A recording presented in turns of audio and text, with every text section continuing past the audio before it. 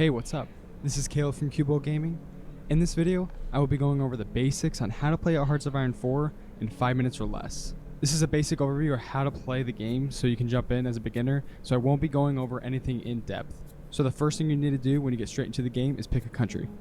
The country you choose is all up to your personal preference. So there are interesting countries and there are uninteresting countries. The interesting countries have their own dedicated focus trees that are unique to that country, and the uninteresting countries all have the same general preset focus tree. If you're wondering what a focus tree is, the point of the focus tree is to either make your country stronger or weaker depending on the choices you make, whether it be turning your country communistic or maybe creating the most unstoppable country. It really just depends on the choices you make, so make sure you read through the options really carefully before you select them. So a good country to start out as a beginner is Italy. So starting out as Italy, you automatically start in a war against Ethiopia, so you get straight into the action. So getting straight into it, what you'll need to do is you'll need to highlight all the troops in Africa and create a general for them by clicking the empty portrait with the plus at the bottom of your screen.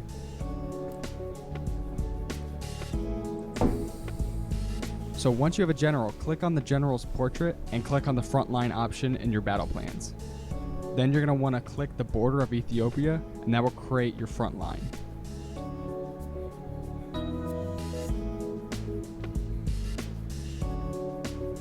Now click on the general's portrait again and select the offensive line option, and then draw the line for your troops to attack. So next you're going to want to click the green arrow above your general's portrait, and your troops will automatically attack. Italy also starts off with some planes, and air superiority will help your troops have an easier time invading. So how to conduct an air attack is that you want to first press F3 and then highlight your planes. Then click on the air superiority tab and then right click on the selected region. Then your planes will automatically carry out your orders.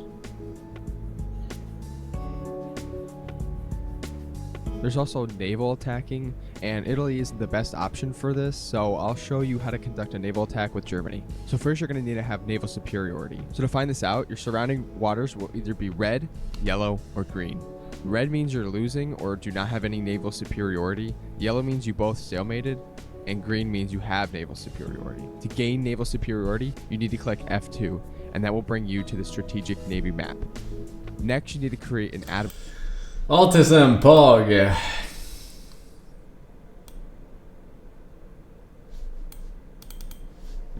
Dendera, Egypt. Roughly 1.5 miles southeast of this ancient city lies the Temple of Hathor, one of the most impressive and well-preserved archaeological sites in all of Egypt.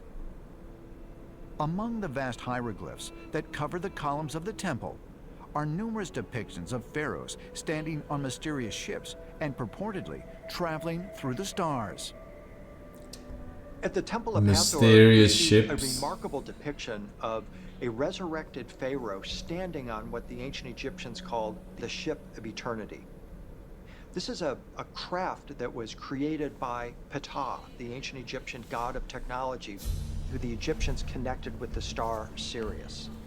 In ancient Egypt, we learn of pharaohs, gods who traveled the stars riding these craft.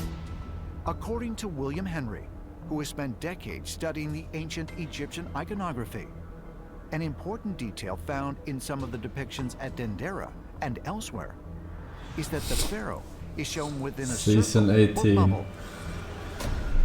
Yeah, these motherfuckers want to be anal probed by aliens so fucking bad, man. With Isis and Nephthys on either side of him. Unironically. And he's sitting in a blue bubble, or magic bubble. The so-called magic bubble imagery is found in artwork throughout the ancient world.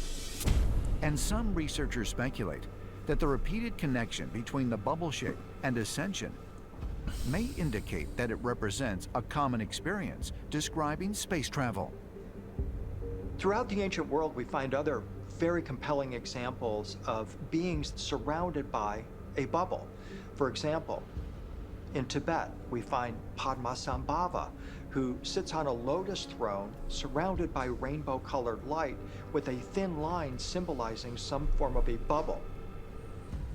When you see the earliest examples of Jesus ascending into the heavens, he's sitting on a throne, surrounded by concentric rings that form a bubble around his body. When you see. These are supposed to represent what the Book of Acts says he ascended in and will return riding upon. When you look at the There fucking are shit countless ass paintings by delusional of people, I mean. saints and other celestial beings that happen to be shown in some type of an energetic bubble. What if people saw something that surpassed their technological intellect and thus drew it in that way? Mainstream historians interpret the bubble shape found Alright.